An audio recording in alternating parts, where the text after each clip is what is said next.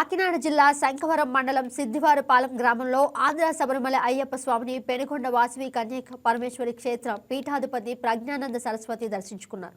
ఈ సందర్భంగా స్వామివారికి పంచామృత అభిషేకం నిర్వహించి విశేష పూజలు చేశారు. ఆంధ్ర శబరిమల కేరళ శబరిమల మాదిరిగా ఉందని, త్వరలోనే ఈ ఆలయం మహాపుణ్యక్షేత్రంగా ప్రసిద్ధి చెందుతుందన్నారు.